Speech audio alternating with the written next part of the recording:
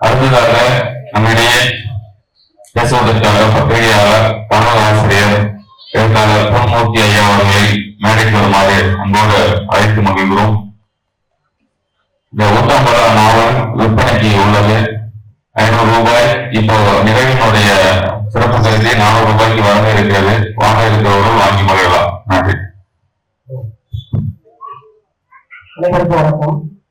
கஞ்சிக்கு வழியிலா அவன் காரணம் ஏதென்று அறிவுவிழா என்று பாரதியார் பாடிய பாடலுக்கு இலக்கணமாக சரியாக இருப்பவர்கள் இருளர்.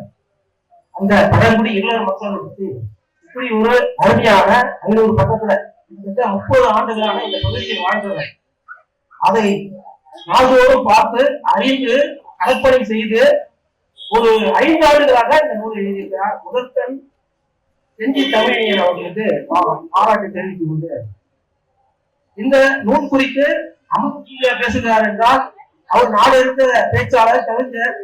ஆனால் இந்த பொன்மூர்த்தி யாரு, இவர் ஏன் பேச வரணும்? இப்போ ரஜினி சொன்னார்ல, என்னையும் கூப்பிட்டாங்க. என்னையும் கூப்பிட்டாங்கன்னா எனக்கு அதுக்கான ஒரு தகுதி இருக்கு. என்னன்னா, இந்த நூல் குறித்து எனக்கு தெரிய வந்தவுடனே அவரிடம் தொகை கொடுத்து வாங்கிய நூலை படித்தார். முதல் வாசகன். ஏன்னா இந்த நூல் குறித்து இளைஞருக்காக இவ்வளவு பெரிய ஒரு சிறப்பான நூலை எழுதியிருக்கிறார். நம்ம தெரிஞ்சுக்கணும்னு வாங்கி 3 நாள் ஆபீஸுக்கு லீவை போட்டு 3 நாள் இந்த நூலை நான் படித்து முடித்தேன். என்னுடன் இந்த நூல் அறிமுகமாக வரும்போது என்னுடன் பயணித்த ஓவியர் எழுத்தாளர் ஸ்ரீராமன் ஜெயந்தன் அவர்கள் வந்து அவர்களுக்கு நன்றி. மற்றும் மனிதம் அறக்கட்டளை தலைவர் முனைவர் பாஸ்கரன் அவர்கள் வந்திருக்கிறார்கள். அதன் பிறகு இலக்கிய ஆர்வலர் மச்சான் ரமேஷ் அவர்கள் வந்திருக்கிறார்கள். இந்த மாதிரி இலக்கிய கூட்டங்களில் நான் வருவதிலே ஒதுங்கி இருப்பது, நான் பத்திரிகையில கல்வியில 10 ஆண்டுகள் உதவி ஆசிரியர் பணியாற்றினேன். அதற்கு முன் நக்கீரல் பணியாற்றியிருக்கிறேன். அதன் பிறகு கல்விக்கு பிறகு அவர் கொரோனாவில் மூட்டிட்டாங்க. அதனால நானும் இளத்தந்தி குரூப் ராணியில 2 ஆண்டுகள் பணியாற்றி இப்பொழுது அரசு நடத்துகிற கனவாசிரியர் பத்திரிகையில இணையாசிரியராக பணியாற்றினேன். இந்த நூல் நான் படிக்கும் போது இருளர்களுடைய வாழ்வை எப்படியெல்லாம் பிரித்து அந்த கற்பனையே இல்லாமல் ஒரு நூல் நாடகம் இருந்தால் கதாபாத்திரங்கள் சுவாரஸ்யத்துக்காக சில கற்பனை கதாபாத்திரங்களை இணைப்பார்கள். ஆனால் இந்த நாவல் கற்பனையே கிடையாது, முழுக்க வாழ்வியல். சரி, அந்த வாழ்வியல் நூலை அப்படியே ராவா எழுதணும்னா அதுக்கு இல்ல, அதை 3 பகுதியாக பிரிக்கிறார். அவங்க வாழ்க்கையை 3 பகுதியாக பிரிக்கிறார். அந்த சம்பவங்களை தோல்வியாக தொடர்ச்சியாக என்னென்ன சம்பவம் நடக்குமோ இதை கற்பனை இல்லாமல் எழுதவே முடியாது. ஒரு கற்பனையோ இல்ல கேட்டு எழுத முடியாது. அதுவும் ஒரு சமுதாயத்தை சேர்ந்த இன்னொரு சமுதாயத்தில் பட்டு ஏற்பட்டு இதற்கு ஏன் இப்படி இருக்கிறார்கள் அப்படின்னு தெரிஞ்சு அவங்களை பத்தி எழுதணும், இந்த நாட்டுக்கு கொண்டு வரணும். இருளரை பத்தி கட்டுரை நூல்கள்லாம் நிறைய வந்திருக்கு. வாழ்வியல் நூல் இது முழுமையான நூல். இதற்கு மேல் இந்த பகுதியில் வாழ்ந்த செஞ்சி பகுதியில் வாழ்ந்த இருளர்களை பற்றி இவ்வளவு விரிவாக படம் பிடித்து எழுத முடியுமா என்பது நிச்சயமாக முடியாது. ஏன்னா இதுக்காக ஒரு 30 ஆண்டுகள் பயன்படுத்திக்கிறார். எழுதுவதற்கு 5 ஆண்டுகள் எழுதியிருக்கிறார். ஏன்னா இது அவர் எழுதி உடனே அவர் பப்ளிஷ் பண்ணிக்கல, அது சார்ந்தவர்களோடு கொடுத்திருக்கிறார். இந்த இருவருக்காக களப்பணியாற்றி இருந்த மிக செயற்பாட்டாளர்கள் இணைந்து இதை பண்ணியிருக்கிறார். ஏன் இது ஒரு தரமா வந்திருக்கு பேசப்படுது. பல தமிழகத்தில் பல இடங்களில் அறிமுக கூட்டம் நடக்குதுன்னா இது அவ்வளவு ஒரு முக்கியமான பகுதியை பேசுகிறார். இதுல முதல் வேட்கையும் வேட்டையும் பகுதி. இதுல தொடர்பே ஒரு காவல் நிலையத்தில் தொடங்குறார். ஒரு இருளரா இருக்கிறார். அவர் பாம்பு தோல் பயிரிட்டு, ஏன்னா அந்த இல்லத்துக்கு பாம்பு தோலை எடுத்து விற்பனை செய்வாங்க. அது அவங்களுடைய தொழில். அங்க இருந்து அப்படியே தொடங்கி பயணித்து திருவிழா ஏற்பாடு. உடனே அவங்க இங்க இருந்து நம்ம வேலை வாய்ப்பு இல்லை, இவங்க சின்ன சின்ன கூலிகளை செய்து கிடைப்பவர்கள். இங்க நமக்கு வாய்ப்பு இல்லை. ஒரு இடத்துல கான்ட்ராக்டா வேலை செய்து கூப்பிடுறாங்க கல்லு அடுத்ததுக்கு. அங்க போராடும் போது இல்ல நாங்க இங்க திருவிழா நடத்திட்டு தான் இவருடைய வழக்கம் எந்த செயலை செய்வதாக இருந்தாலும் கன்னியம்மனுக்கு வழிபாடு நிகழ்த்தி விட்டு செய்வது வழக்கம். அதுக்காக கன்னியம்மன் கோயிலுக்கு திருவிழா நடத்த வேண்டும். அந்த ஏற்பாடு நடக்கிறது. அந்த ஏற்பாடு நடக்கும் போது காத்தவராய பெண் பவுன் காதல் விவகாரம் அங்கே வருகிறது. அதுக்கப்புறம் அல்லி இருக்கிறார். அல்லி அந்த அல்லிக்கு காதல் மலர்கிறது. இந்த கதையில் முழுக்க ஒரு கதாநாயகன் இருக்கிறான் என்றால் என்னை பொறுத்தவரை சேர்த்து ஒரு கதாநாயகன் நினைக்கிறேன். ஏன்னா ஒரு நாவல் கதாநாயகன் வைத்துதான் பின்னப்படுவது வழக்கம். இவர் இந்த இருளர் மக்களையே கதாநாயகனாக வைத்திருக்கிறார். இதுல சேர்த்து என்பவர்தான் அங்க இருக்கிற காடுகளில் இருக்கிற விலங்குகளை வேட்டையாடுவது, அங்க இருக்கிற மூலிகைகளை தெரிந்து கொள்வது, அவர்களுடைய இலக்கம் எந்த வீட்டுக்குள்ளேயும் போக மாட்டார் என்பது, இந்த மக்களை எந்த இடத்தையும் ஈடுபடுத்தாமல் ஒரு சண்டை சச்சரவு வெட்டு காயம் எதுவுமே இல்லாமல், ஏன்னா அவங்க எதிர்த்து அடிக்க மாட்டாங்க, அடிச்சவங்க அடியை வாங்கி கொள்வாங்க. அந்த பண்பை மாற்றக்கூடாது. அவங்களுடைய கற்பு எப்படி மீறுதுன்னு ஒரு இடத்துல காட்டுறாங்க. அப்புறம் இலக்கணங்களை அழகா ஒரு நாவலுக்குரிய தகுதியோட பிரித்து. இதுல ஆசிரியரால் இவர் எப்படி வெற்றி பெற்றிருக்கார் என்றால், இடையிலேயே அவர் பேசுகிற ஏற்கனவே அடிப்படையில் கவிதை இருந்ததால் இடையிலேயே இவர் பேசுகிற வசனங்கள் எனக்கு அந்த ஆசிரியர்கள் என்ன சொல்கிறாங்க, கதாபாத்திரங்கள் அது ஓட்டத்தில் ஓடிக்கொண்டே இருக்கும். ஆனால் இடையில் ஆசிரியர் என்ன சொல்கிறார் அந்த வேட்டைக்கு போகும்போது உருவு பிடிக்கிறது, உருவ பிடிச்சப்போ அந்த கரியை சேர்த்து தான் முடிவு. ஒரு நாளைக்கு ஒரு வீட்டுக்கு சேர்த்து கொடுப்பாரு. அந்த சேர்த்து தான் அந்த கதையில ஏற்படுகிறது. ஏன்னா ஒரு முறை ஒரு வாழ்க்கை அவன் கல்யாணம் தவறினாலும் கூட அதுக்கப்புறம் ஒரு முடிவு இருந்தார். காந்தி சட்டப்பொழுது முடிவு இருக்கிறப்ப உலகம் அதுதான் காந்தி அது மாதிரி இந்த உருவ பிடிக்கிற சேர்த்து எந்த வீட்டு வாசலுக்கு போகிற ஒரு இலக்கணத்தை வச்சிருக்காரு. ஏன்னா உள்ள போனா நமக்கு அந்நியாரு அதனால வாசல தான் இருக்கணும். அவர் கையை ஏதாவது பிடிச்சாருனாக்கா அதை ஒரு வீட்டுக்கு குறிப்பிட்ட வீட்டுக்கு அங்க அந்த குழம்போ சாப்பாடு வாங்கி சாப்பிட்டு அதுக்கெல்லாம் கரியை விற்பது கிடையாது. இருவர் கூரையை கட்டுறது எப்படின்னு முதல் பகுதியை சொல்றாரு. எப்படி கூரையை அதை விவரிக்கிற அந்த கூரையை எப்படி கட்டாங்க அதை பார்த்து நம்ம கட்டினோம். அந்த செய்தியோட அருமையாக விளக்கியிருக்கிறார். அதான் இருளாகி பழனி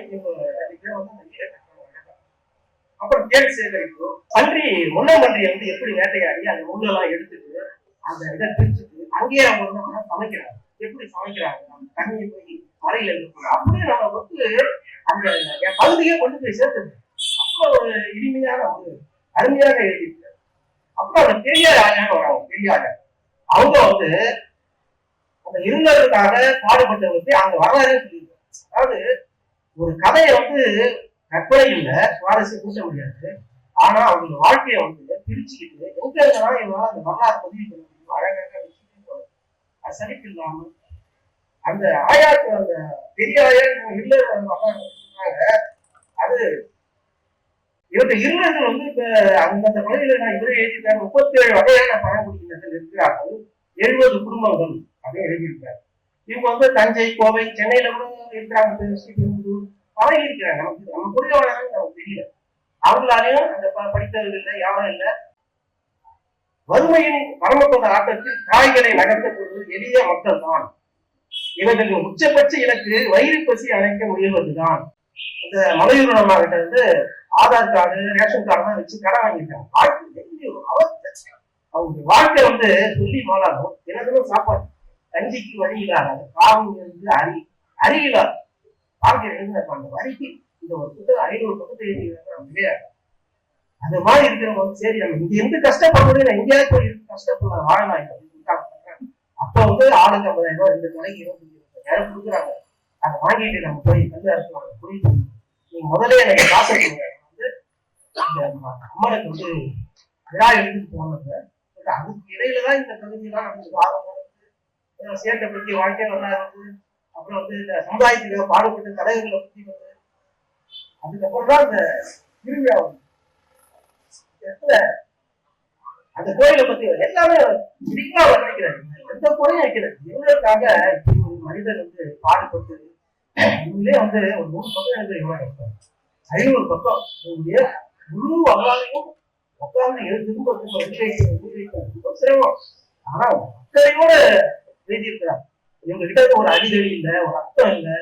என்ன இவங்க எந்த இதுவும் இல்லாம ஒரு நூல் இலக்கணத்தோட ஒரு தேர்ந்த எழுத்தாளர் பல நூல்கள் எழுதி பரிசு பெற்ற இந்த நூலை இப்ப 2 பரிசுகள் இருக்குல்ல, அவ்வளவு சிறப்பு வாய்ந்தது. இடத்துல கோயில் உள்ள 3 அடி நீளம் உள்ள மரத்தாலான கண்ணிமம் காத்தவராயன் முத்துமாரியம்மன் சிலைகள் இருந்தன.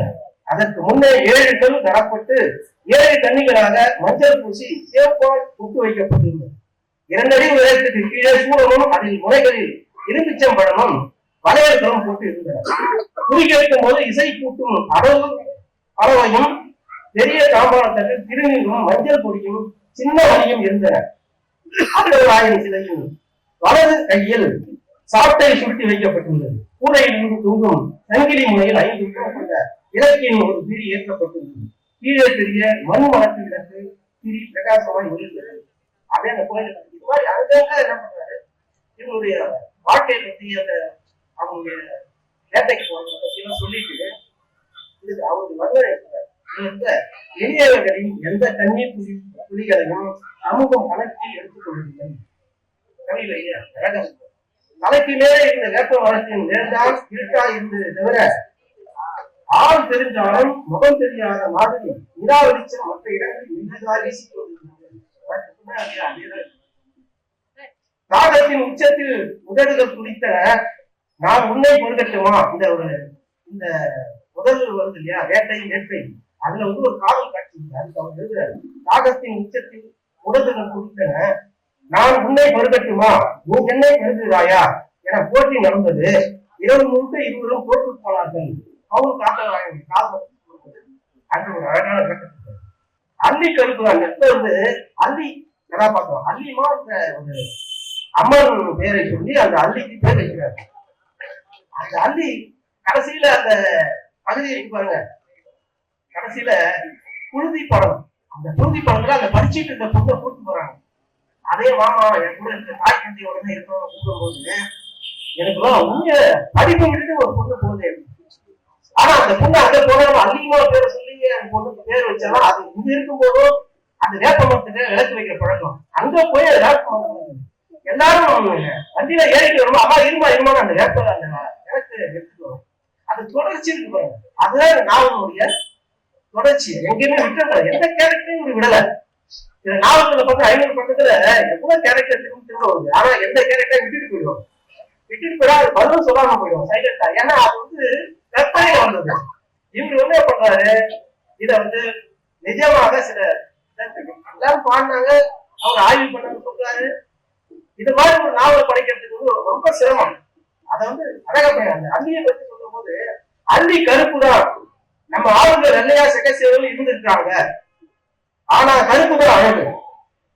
முக லட்சணம் சின்ன வயசுல இருந்த அதிகமாக கும்பிட்டுதான் பள்ளிக்கூடம் கிளம்புவான். அள்ளி பொல்லாத கோழைக்காரன்னு சொல்லுவாங்க. அதோட அந்த சிலையை நின்று பார்க்கறது அவருக்கு ரொம்ப பிடிக்கும். அதுல இருக்கிற மாதிரி நானும் ஒரு நாளைக்கு வில்லுக்கு அம்பு கொடுக்கணும். அவனோட மனசுக்குள்ள ஆழமான நினைப்பு பதிஞ்சு போச்சு. ஒரு பெண் படைப்பை இப்படிதான் உயர்த்தி நிறுத்தணும்.